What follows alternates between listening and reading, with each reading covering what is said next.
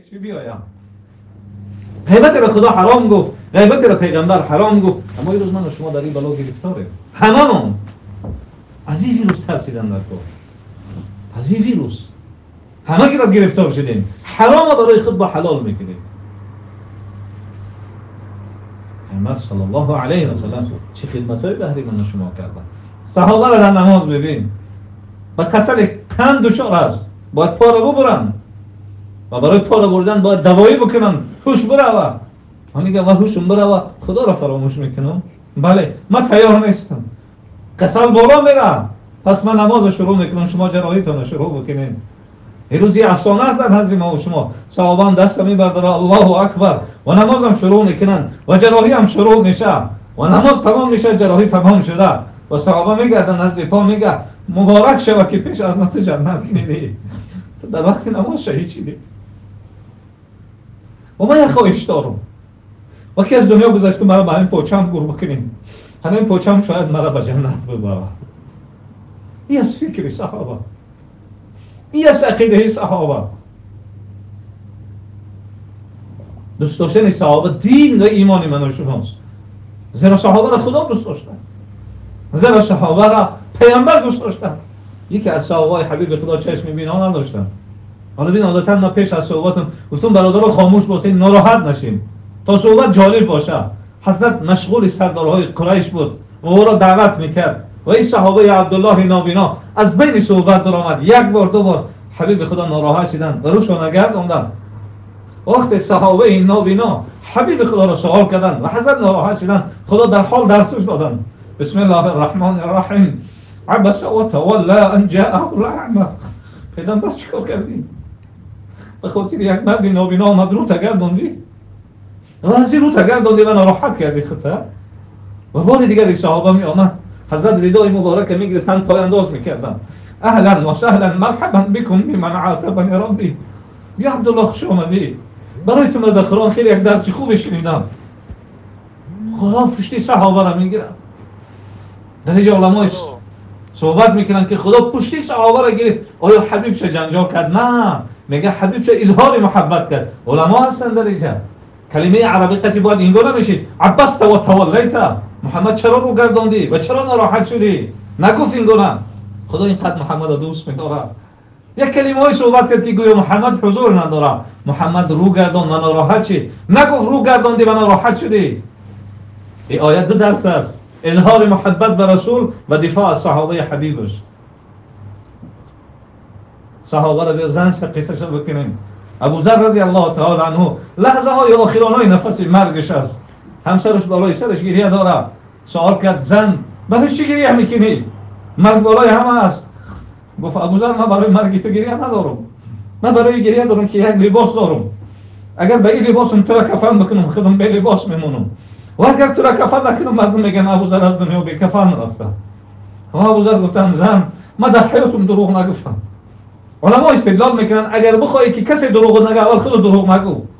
زن گفت من باری دروغ نگفتم و مرا حبیب خدا گفته بود که مرگ تو به صاحب نمیمونه. که برو قدی کوچه یگان کس باشه. گفت آخه بیابانهای یمن موسم حج هم نیست، در اینجا کی میآید؟ گفت زن برو. وقتی می برآمد یک قافله میرفت، رئیس قافله عبدالله بن مسعود بود. گفت کی هستی؟ گفت همسر ابوذر. ابوذر حالتهای نفسهای آخرش است. بی اختیار گفت عبدالله بن مسعود بی اختیار صدقت یا رسول الله، محمد جان راست گفتی. چی گفته بود؟ ابوذر تنها میگردی، تنها میمیری و تنها روز قیامت میخیزی. میان گردش هستن، سوال عجیب میکنم، گردی ما آمده، من میفهمم که برای تجهیز و تکفین ما آمده. هست از بین شما نفری که تالیش که خدمتش نکرده باشن. ابوذر چرا سوال میکنی؟ عبدالله حدیث حبیب خدا یادم هست که اگر مخلوق در خدمت مخلوق است، خدا روز قیامت سوالش میکنه که حق ای را پوره کردی یا نکردی. من نمیخوام او کسی کفن مرا بکنه که سوال و جوابش در نزد خدا بسیار است. هست از بین تو نگام نفر ایشیشه نگاه میکنه. یکی از جوان 17 ساله گفت تالیش که خدمتی مرا نکرده که من از دنیا گذشتم، گفت کفنی مرا تو بکن. صحابه را احتیاط چه ببین. چرا این صحابه را ما دوست نداریم؟ سه تا سعد داشتیم، سعد ابن عباده، سعد ابن معاذ، سعد ابن ابی وقاص. هر سه در جنگ احد زخمی میشه.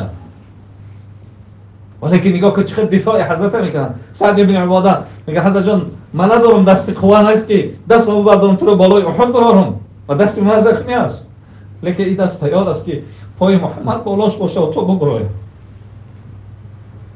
و سعد ابن ابی وقاص میگه قفس سینه وقاص تیار است سپر محمد باشه. یکی از سبب‌هایی که خالد ابن ولید محبت اسلام در قلبش جای گرفت همین است. ابو سفیان گفت خالد ولی محمد کشتی؟ گفت نه. گفت یک گروه مایده مانده بودن. گفت ابو سفیان والله از اگر یک تا بمونه یا دنیا را میگیرن. گفت چرا؟ گفت هر بار نیزه میزدم محمد میگفتم یک نفر میبرامد زخمی دوباره با همون میبرامد. گفت کی بود؟ گفت سعد ابن ابی وقاص. و قلب خالد هم میلان به سوی اسلام آمد. و سیم سعد ابن معاذ است میزنه زخمی خون چهره حبیب خدا و یک دعای عجیب میکنه خدایا اگر من برای محمد آینده در کار باشم مرا نکش، مرا من زنده من خدمتش بکنم. خون جا با جا قرار میشه و ماها روزها میگذره دعای عجیب میکنه خدایا اگر من دیگه برای محمد در کار نباشم مرا پیش خودت و همون زخم دوباره خوب میشه.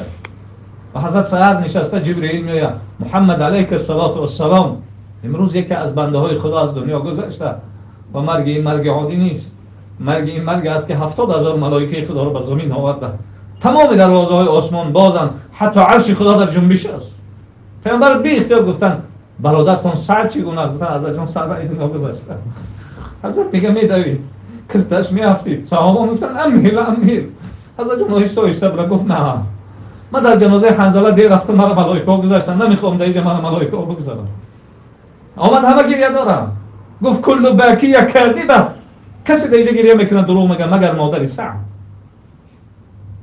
و جنازه‌اش میخواندن در لحن میموندن عجیب تعریفش کردن احدوی بدری. تو کسی بوده که در احد اشتراک کردی، تو نفری بوده که در بدر اشتراک کردی، تو نفری بوده که سحر مسلمان شدی تا عصر قوم همه مسلمان شدن.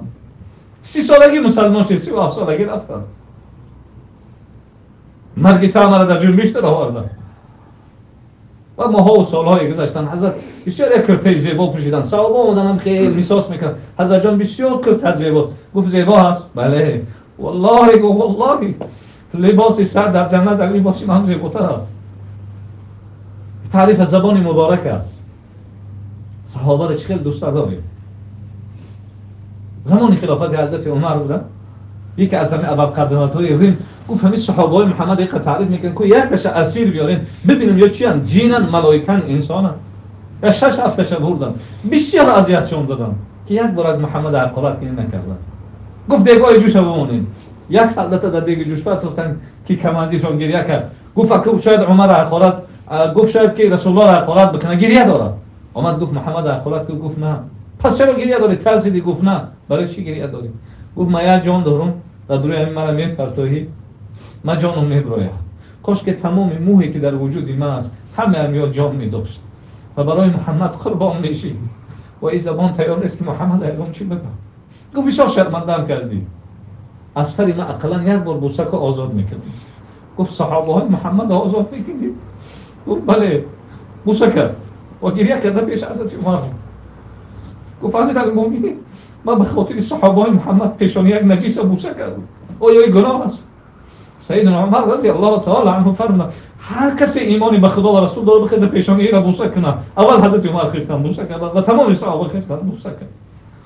برای دفاع صحابه پیغمبر صلی الله علیه و سلم ما مثل او عمل نداریم. همین صحابه جگر گوشه، همین صحابه جان فدای رسول الله. ببین روز سوره مبارکه اذا زلزلت نازل میشه میگه رسول الله این بچه 3 روز از خانه نمیبره. حضرت میره و میبینش به مجرد در آمدن بچم قل یا بنی لا اله الا الله بگو من نحشه وستم. گفتن حضرت جان چرا؟ گفت سوره اذا زلزلت جگری را پاره پاره کرده است. با وجود اینقدر صحابه ها پیامبر آرزو کردن کاش که ما و شما را یک بارک میدن. روایت بخاری داریم. حضرت قبرستان آمدن سنت همی است السلام علیکم یا اهل القبور انتم لنا سلف. شما پیشوای ما بودین اگر خدا بخواد ما هم شما را نزدیک میشیم. همینجا یک آرزوی عجیب کردن کاش که برادرانم میدیدم. صحابه تعجب کردن و گفتن اولسنا اخوانک یا رسول الله ما برادرایت نیستیم حضرت جان. رسول الله عجیب جواب دادن بل انتم اصحابی، شما صحابای من، نوری چشم من. گفتن رفیقات کس گفت حالا پیدا نشده. صحابه تعجب کردن حضرت جان نیستن چی خیلی میشناسشون. گفت چی جای تعجب است؟ یک انسان 100 تا اسب پیشانی قشقی سیاه داشته باشه، یک اسب پیشانی قشقه الا یعرف خیله، همه عشره بینم 100 اسب نمیشناسن. گفتن میشناسن. پیامبر صلی الله علیه و سلم عجیب آرزو کردن. گفتن همون برادرای من آرزو میکنم کاش که ببینیم در این دنیا نصیب نمیشه. فانهم یاتی یوم القیامه، اون روز قیامت میاد غرا معجلین، همه جاشون نور هست. و انا فرتهم علی الحوض، من پیش اون میبرم در حوض کوثر. فرات شارح های حدیث عجیب میگن وقتی که ماشین شهر بیا کودکا رو دیدی چقدر دویده میرون. پیامبر صلی الله علیه و سلم میگه من پیش اهل جنت دویده برم. حالا اگر من شما رو بگم 1 میلیون صرف بکنید روز قیامت پیغمبر پیشواستون میگیره، من باوری دارم قرض میکنم این کارو میکنید. لیکن 1 میلیون در کار نیست. یک قربای آیتارت هم که 2 روبل هم قدر نداره. هر کسی طهارت بکنه پیغمبر آرزوی دیدارش کرده. یک بار هر کس تصور بکنه روز قیامت پیش پیغمبر صلی الله علیه و سلم رو پیغمبر پیشوازش بکنه. و او حوض برای و بخوای به یگان ظرف از همون حوض بخرید، حضرت بگاه او ظرف بمون بیای دستای ما بخور. چی نعمت بزرگ است. پیغمبر صلی الله علیه و سلم اگر میدونست که ما اینقدر گناه میکنیم شاید آرزوی دیداری ما را نمیکرد. کاش که این آرزو را ما میکردیم. خدایا کاش که یک بار پیغمبر تا میدیم. ولی که کار خدا به حکمت نیست. اگر حالا پیغمبر صلی الله علیه و سلم میشید شاید چشمای ما طاقتش تماشاش نداشت، شاید قلبای ما از حرکت میموند و بگیم خدایا در این دنیا پیروی رفیقی را نصیب نکردی، پیروی را نصیب بکن و روز قیامت رفیقی را نصیب بکن. خدایا خودت وعده کردی که جنتی ها هر خواهشی داشته باشند اجرا میشه. اگر در تقدیر ما جنت باشه خدای ما یک خواهش داریم، ما را قطعا برادران جنت رو بر. پروردگار اگر ما را جنت بودی روز قیامت ما را اجازت بدی با محمد علیه السلام صحبت. در دوی دیل زیاد داریم، گفته‌های زیادش داریم. همین بگیم که محمد علیه السلام ما تو دوست می‌داریم، از پدرمون، از مادرمون، حتی از جان عزیز. خدایا امروز خودت از حال ما با خبری. ببین در کره زمین مسلمان ها خوار و ذلیل شدیم، عالمات خوار و ذلیل شدیم. خدایا او را فراموش نکن. اگر تو او را فراموش کنی عالم ما را فراموش میکنه. ارحم الراحمین. خدایا عزت و نصرت نصیب شون. پروردگارا ظالم نیستی که ما ظلم نسبت ما ظلم بکنی. ارحم الراحمین. اگر بالای به سر ما میای عدلی تاسی. ارحم الراحمین. شاید هم کودکایی که لقمه های ماهیا شدن، شاید یگان گرسنه بود، شاید یگان بیوزنی بود، شاید یگان پدر و مادری بود که او گرسنه بودن، حسای شب خیستن از ما شکایت کردن و این درد و بلا رو بالای سر ما آورد. پروردگارا ما خواهش میکنیم که این مشکلات را از سر ما دور ببر. و خدایا روزا ما بار توبه میکنیم، توبه کردن نمیتونیم. بار میگیم گناه نمیکنیم، با میکنیم. خدای ما را یک قوا و توفیق بده که دیگه گناه نکنیم. پروردگارا امروز قلب‌های ما پر از کبر و غرور و حسد شده. زبان‌ها ما پر از دروغ و غیبت و سخنچینی شده. طاقت درد نداریم. این بیماری را از ما برداشته بود. و از نام اینم همه برادران به ارواح پاک حبیب صلوات و عدت برسان و رضایت رو به ابوبکر و عمر و سایر صحابه و رحمت تابعین تا روز قیامت. چی بیایم؟ غیبت را خدا حرام گفت، غیبت را پیغمبر حرام گفت.